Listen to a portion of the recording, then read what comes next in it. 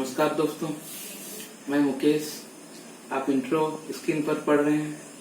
दोस्तों, आपके समक्ष मैं अपने वादे के मुताबिक एक नई सीरीज संविधान की समझ शुरू कर रहा हूं।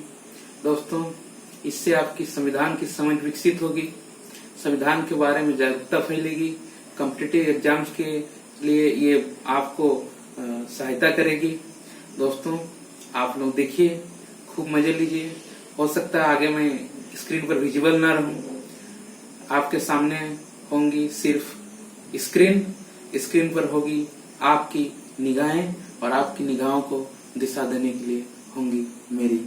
फिर देखते हैं संविधान। आज से हम जो संविधान स्टार्ट कर रहे हैं तो कॉन्स्टिट्यूशन, उस संविधान के अंतर्गत आखिर हम लोग इस नई जर्नी में पढ़ेंगे क्या, आखिर संविधान के बारे में हम लोग समझेंगे क्या, कौन कौन से प्रावधान के बारे में हमें पढ़ने हैं और कैसा होगा हमारा आगे का ये क्लास, इसको देखेंगे। ये है इंडियन कॉन्स्टिट्यूशन। हमने इसको पीपीटी बनाया है, आप चाहें तो इसको नोट कर सकते हैं। ये स्टेट पीसीएस, यूपीएससी, सीजीएल आदि एग्जाम्स के लिए उपयोगी होंगी।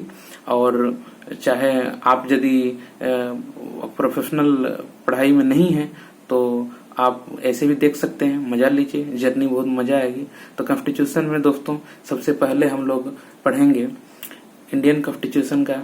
हम आपको इसमें बताएंगे कि इसका आखिर डेफिनेशन क्या है, कॉन्स्टिट्यूशन किसको कहते हैं और इस कॉन्स्टिट्यूशन का इम्पोर्टेंस क्या है, क्यों हम लोग कॉन्स्टिट्यूशन पढ़ना चाहिए, आखिर क्यों आपको संविधान के बारे में जानना चाहिए, तो इसके बारे में मैं बताऊंगा। फिर बताऊंगा कि इसकी मेकिंग हिस्ट्री क्या रही है, आखिर इसको संविधान के बनाने में हमें कौन कौन चुनौतियों से गुजरने पड़े हैं, इसको बनाने की प्रक्रिया क्या रही है, इसमें कौन कौन से हमारे नेताएं, स्वतंत्रता सेनानी आदि शामिल थे, इसके बारे में भी हम लोग जानेंगे। फिर आगे हम लोग पढ़ेंगे कि historical evolution of Indian constitution क्या है, आखिर इस संविधान का ऐतिहासिक विकास क्या रहा है। ऐतिहासिक विकास के क्रम में मैं आपको बताऊंगा कि ये रेगुलेटिंग एक्ट 1773 से किस प्रकार ये स्टार्टिंग हुआ है। ये फिर बताऊंगा कि 1813 का चार्टर एक्ट क्या था। फिर आगे बताऊंगा कि भाई ये 1858 का चार्टर एक्ट क्या था, उससे संविधान कैसे विकसित हो के अभी तक में ये जो वर्तमान संविधान है उसकी रूपरेखा आई है। बताऊंगा कि 1909 का मार्ले मिंटो सुधार क्या था। इसके अंतर्गत मैं ये भी बताऊंगा कि 1919 का चेम्सफोर्ड सुधार आखिर था क्या। फिर हम लोग देखेंगे कि 1935 के इंडियन जो कॉन्स्टिट्यूशन था उससे वर्तमान संविधान में कौन कौन से प्रावधान लिए गए हैं, क्या पूरा 1935 का कॉन्स्टिट्यूशन क्या छाप दिया गया है, क्या उसके मैक्सिमम प्रावधान को लिए गए हैं कि नहीं लिए गए हैं, देखेंगे इसके दांव पेच। फिर इसी के अंतर्गत में हम लोग पाएंगे कि आखिर ये कॉन्स्टिट्यूशन असेंबली कैसे बना था, कॉन्स्टिट्यूशन असेंबली के अंतर्गत कौन कौन से लोग शामिल थे और संविधान को बनने की प्रक्रिया में कितना समय लगा होगा, कैसे बनाया होगा, पूरी जर्नी में आपको बताऊंगा धीरे धीरे के करके। फिर बताऊंगा कि ये इम्पैक्ट ऑफ कॉन्स्टिट्यूशन क्या रहा है, आखिर कॉन्स्टिट्यूशन में किसका किसका प्रभाव रहा है, इसको देखेंगे। इसके अंतर्गत एक्सटर्नल इम्पैक्ट क्या रहा कॉन्स्टिट्यूशन पर, आखिर बाहरी देशों के कॉन्स्टिट्यूशन से यानी विदेशों से। इसके अंतर्गत हम बताएंगे यूएसए के कॉन्स्टिट्यूशन से हमारे कॉन्स्टिट्यूशन में कौन कौन से प्रावधान लिए गए हैं, क्या हम लोग दक्षिण अफ्रीका के संविधान को भी अपने संविधान में कुछ प्रावधान लिए हैं, क्या फ्रांस के संविधान से लिए हैं, किन किन से लिए हैं, कौन कौन से हैं, ये भी बताऊंगा। फिर ये बताऊंगा कि इंटरनल इम्पैक्ट मतलब इंटरनल कंडीशन का इम्पैक्ट क्या रहा। जब देश आजाद हो रहा था तो उस टाइम में हमारे संविधान स्वतंत्रता सेनानी नेताओं को कौन कौन से चुनौतियों का सामना करना पड़ा था, वे उससे क्या सीख लिए थे और उसको अपने संविधान बनाने की प्रक्रिया में कैसे शामिल किए, इसके बारे में भी बताऊंगा। फिर नेक्स्ट मैं बताऊंगा आपको कि इस संविधान की विशेषताएं क्या हैं, फीचर्स ऑफ इंडियन कॉन्स्टिट्यूशन, संविधान की मूलभूत विशेषताएं क्या हैं, इसके बारे में भी बात होगी। यही हमारा मेन मुद्दा भी होगा इंडियन कॉन्स्टिट्यूशन के फीचर्स। इससे आपको पता चलेगा कि ये संविधान आपके लिए कितना सुइटेबल है और इसे हम लोग को जानना कितना महत्वपूर्ण है। फिर हम लोग पढ़ेंगे सबसे पहले इसका प्रियम्बल। कॉन्स्टिट्यूशन का प्रियम्बल जनरली ये सबको याद भी होना चाहिए। इसके अंतर्गत हम लोग पढ़ेंगे कि इसके आदर्श क्या क्या हैं, आइडियल्स क्या हैं। फिर पढ़ेंगे इस संविधान को बनाने के पीछे आखिर फिलोसफी क्या रही है, क्या दर्शन रहा होगा। फिर इस संवैधानिक नैतिकता, मोरालिटी क्या क्या है। इस प्रियम्बल में हमें कौन कौन से मोरालिटी पालन करने के लिए आग्रह किया जा रहा है या उम्मीद किया जा रहा है, इसके बारे में जानेंगे। और साथ में मैं ये भी बताऊंगा कि प्रियम्बल आखिर संविधान का पार्ट है भी कि नहीं है। अगर है तो फिर न्यायालय के कौन से जजमेंट के तहत इसे बताया गया है, ये भी हम आपको सारे डिस्क्लोज करेंगे एक एक करके। फिर नेक्स्ट हम लोग जानेंगे कि union government and Indian union territory क्या है, संवैधानिक हमारे सरकार क्या है, और इसके टेरिटरी यानी राज्य क्षेत्र, संघ के राज्य क्षेत्र कौन से होंगे, यानी संघ और संघ राज्य क्षेत्र के बारे में पढ़ेंगे। फिर आगे हम लोग जानेंगे कि सिटीजनशिप, नागरिकता क्या है, आप कौन से कानून के तहत नागरिक हैं, आपको नागरिक होने के लिए कौन कौन से आधार जरूरी होने चाहिए, और आपकी नागरिकता क्या कोई छीन सकता है, इसके बारे में भी जानेंगे। आखिर नागरिकता छीन सकता है तो छीनने का अधिकार किसके पास होगा, क्या सरकार के पास है, क्या विधायिका के पास है, क्या न्यायपालिका के पास है, या कोई और है जो आपकी नागरिकता छीन सकता है, जानेंगे एक एक करके। फिर इसके साथ मैं बताऊंगा कि इसके रिलेशनशिप CAA 2019 आया भी था, अभी बहुत हल्ला में भी रहा, बहुत इसके हंगामा, इसके विरोध प्रदर्शन भी हुए। आखिर इसके पीछे वजह क्या है, इसको भी मैं बताऊंगा आपको सिटीजनशिप के साथ जोड़कर, और इसके क्या खतरे हैं, क्या नुकसान है, क्या पक्ष है, क्या विपक्ष है, ये भी मैं आपको बताऊंगा। फिर दोस्तों सबसे महत्वपूर्ण फंडामेंटल राइट्स, यही वो प्रावधान है जिसके लिए कॉन्स्टिट्यूशन हमें मानना चाहिए। हमें इसके अंतर्गत कौन कौन से अधिकार दिए गए हैं, आखिर ये अधिकार किसके विरुद्ध में है, ये भी जानेंगे। और ये अधिकार क्या आपको परमानेंट या फिर इन्फोर्सिबल है, माफ कीजिएगा, इन्फोर्सिबल है कि नॉन इन्फोर्सिबल है, ये भी जानेंगे। और इसके साथ गोपालन केस का क्या कनेक्शन है। AK गोपालन बहुत फेमस रहा है, AK गोपालन केस न्यायपालिका में। तो AK गोपालन केस क्या था, उसमें फंडामेंटल राइट्स को लेकर ऐसी क्या जजमेंट दी गई थी जिसे मेनका गांधी में बदलना पड़ा। मेनका गांधी केस 1978, जनता दल जब आई सरकार में इमरजेंसी के बाद, तो मेनका गांधी केस आया था। तो मैं इसको भी बताऊंगा आपको कि मेनका गांधी केस आखिर क्या था। जानते होंगे मेनका गांधी के बारे में आप, इसका मेनका गांधी है लेकिन इसको मनेका गांधी ही उसका ओरिजिनल नाम है, हम लोग मेनका गांधी बोल देते हैं। तो उनके बारे में आप जानते होंगे, वो संजय गांधी जी की पत्नी रही है और इंदिरा गांधी जी की बहू रही है, तो उनके बारे में भी पढ़ेंगे। और उसके बाद जानेंगे, उसके बाद हम लोग आगे पढ़ेंगे कि भाई ये राज्य को कौन कौन से डायरेक्टिव प्रिंसिपल दिए गए हैं। आखिर राज्य DPSP जिसको बोलते हैं शॉर्ट में, directive principle of state policy, आखिर संविधान राज्य को ऐसे क्या निर्देश देते हैं जो आपके लिए कार्य करें। तो संविधान भी राज्य को निर्देश देता है कि आपको कौन कौन से कार्य नागरिकों के लिए करने चाहिए। और वेलफेयर स्टेट के बारे में भी बताऊंगा कि कल्याणकारी राज्य होता कौन है, क्या भारत एक कल्याणकारी राज्य है, ये सवाल में भी हम आपको आंसर इसमें आपको मिलेगा, आप पूरा देखिएगा। फिर वेलफेयर स्टेट जहाँ हो गया कल्याणकारी राज्य, तो आदर्श राज्य कैसे होना चाहिए मैं उसको भी बताऊंगा। इसको जोड़ के बताऊंगा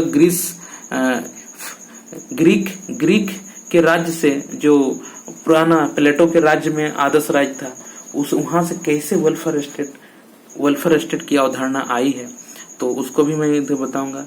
काफी लंबा होगा, अब कितने वीडियो में होंगे ये कहना थोड़ा मुश्किल है, लेकिन हम लोग कोशिश करेंगे कि जितना हो 10-15 मिनट करके वीडियो हो, मैं लगातार बनाते जाऊंगा, आप एक एक करके देखते जाइएगा, तो आपको सारे नॉलेज आते रहेंगे।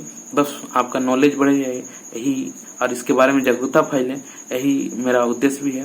तो एनी हाउ देखते हैं 9 में क्या है, आपको फंडामेंटल ड्यूटीज। जी हाँ दोस्तों, आपको सिर्फ अधिकार नहीं दिए गए हैं बल्कि आपको फंडामेंटल ड्यूटीज भी दिए गए हैं। आखिर आपको राज्य के लिए आपका कर्तव्य क्या होगा, इसके बारे में भी आपको जानना चाहिए और करना भी चाहिए, आपको पालन भी करना चाहिए। तो फंडामेंटल ड्यूटीज क्या है और इसके भी बारे में मैं इसको जब आऊंगा तो पूरा डिटेल से बताऊंगा। फिर आगे है amendment to the constitution article 368। Yes दोस्तों, हम लोग भारत के संविधान को कहा जाता है कि ये जीवंत दस्तावेज है। जीवंत दस्तावेज क्यों है ये जानेंगे और ये फ्लेक्सिबल क्यों है ये भी जानेंगे। आखिर संविधान को संशोधन करने की शक्ति किसके पास है तो कौन से अनुच्छेद से है उसको भी जानेंगे। और संविधान को संशोधन किस हद तक किया जा सकता है ये बताएगा आपको इसका बेसिक स्ट्रक्चर और केशवानंद भारतीवाद केस। तो आगे है बेसिक स्ट्रक्चर। आखिर संवैधानिक आधारभूत संरचना क्या है, संवैधानिक आधारभूत संरचना में संविधान के कौन कौन से प्रावधानों को शामिल किए गए हैं और क्या बेसिक स्ट्रक्चर को तोड़ा जा सकता है, नहीं तोड़ा जा सकता है, इसके बारे में जानेंगे। न्यायालय उच्चतम न्यायालय में 1973 में ऐसा क्या केस आया था, केशवानंद भारतीवाद में ऐसे क्या बताया गया जो इसे मिनी कॉन्स्टिट्यूशन भी कहा जाने लगा है। और कहा जाने लगा है कहने से तात्पर्य मैं उन लोगों के बारे में बात करता हूँ जो स्कॉलर्स हैं, जो या तो किताब में लिख कर कह गए कुछ बात या तो वे किसी न्यूज पेपर आदि के आर्टिकल में कह जाते हैं। तो ये स्कॉलर्स में कहते हैं लोग, जब भी कहूँ तो आप समझ जाना कि कोई नहीं ये बात कही है। तो इसके बारे में भी हम लोग बेसिक स्ट्रक्चर के बारे में जानेंगे। फिर अगले आएगा दोस्तों सेपरेशन ऑफ पावर। हाँ, पावर को कहे कंसंट्रेट नहीं होने दिया गया एक ही पावर सेंटर में, शक्ति को क्यों केंद्रीकरण नहीं दिया गया है, तो कैसे भारत के संविधान में शक्ति का पृथक्करण किया गया है, न्यायपालिका, विधायिका और कार्यपालिका में कैसे संवैधानिक शक्तियों को पृथक्करण किया गया है, इसके बारे में भी चर्चा होगी। तो इसको जब मैं पढ़ाऊंगा तो सारे आपको एक एक खोलते जाऊंगा, डिस्क्लोजेज होते रहेंगे सारे प्रावधान और ज्ञान आपको मिलता रहेगा।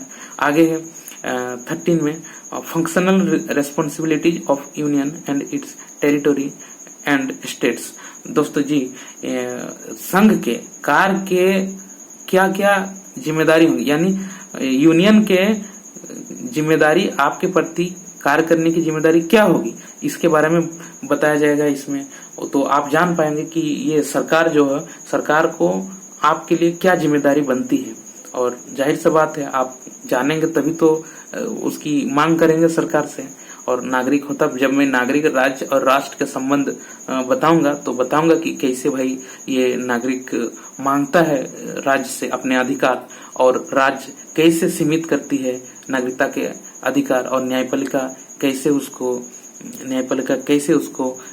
नागरिकता के पक्ष में आकर राज्य से उसका अधिकार दिलाता है। बहुत इंटरेस्टिंग है, इसको बहुत मजा आएगा आपको, ये लगे कि आपको कुछ नया मिल रहा है जानने के लिए।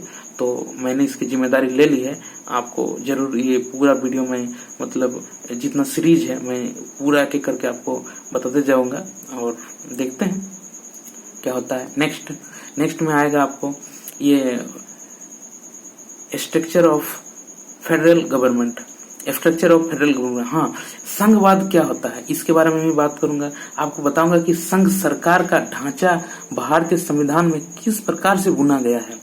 ये फेडरल गवर्नमेंट के अंतर्गत सेंट्रल गवर्नमेंट कौन होता है, क्या सिर्फ कैबिनेट को ही सेंट्रल गवर्नमेंट बोलते हैं या कोई इसके अंतर्गत और भी है एजेंट जो सेंट्रल गवर्नमेंट के अंतर्गत आते हैं। इसके साथ साथ मैं बताऊंगा कि लोकल बॉडीज क्या है। लोकल बॉडीज कहने का अर्थ मेरा प्रशासनिक, ये क्षेत्रीय प्रशासनिक तंत्र होंगे। आखिर ये जो नगर पालिका है और पंचायती राज है ये लोकल बॉडीज के अंतर्गत आएंगे। तो पंचायती राज और लोकल बॉडीज के अंतर्गत नगर पालिका क्या क्या है, कौन से प्रावधान इसमें दिए गए हैं संविधान में, कहाँ से इसकी क्या कार्य है, तो सारे को मैं धीरे धीरे खोलता जाऊंगा। और अगला आएगा सिटीजन। हाँ, इसके नागरिक का इसके साथ क्या संबंध, ये भी वगैरह वगैरह बहुत सारे टॉपिक आएंगे। तो अभी इंडेक्स में उतना बताना पॉसिबल नहीं है, तो आगे मैं बताऊंगा। फिर 16 में आएगा कि 73rd और 74th अमेंडमेंट क्या था, संवैधानिक संशोधन ऐसा क्या था कि इसमें ये आखिर 1993 में 73rd और 74th अमेंडमेंट आया, जिसके अंतर्गत हम लोग ये नगर पालिका और पंचायती राज है, तो इसके अंतर्गत बात होगी। इसको लाने में ऐतिहासिक पृष्ठभूमि क्या थी, इसको थोड़ा डिटेल से हम लोग जब भी पढ़ेंगे तो जानेंगे। फिर आगे होगा पार्लियामेंट, हाँ संसद, यही तो मेन है, संसदीय प्रणाली से ही तो हम लोग सरकार में जीते हैं, सरकार हमारा चलता है।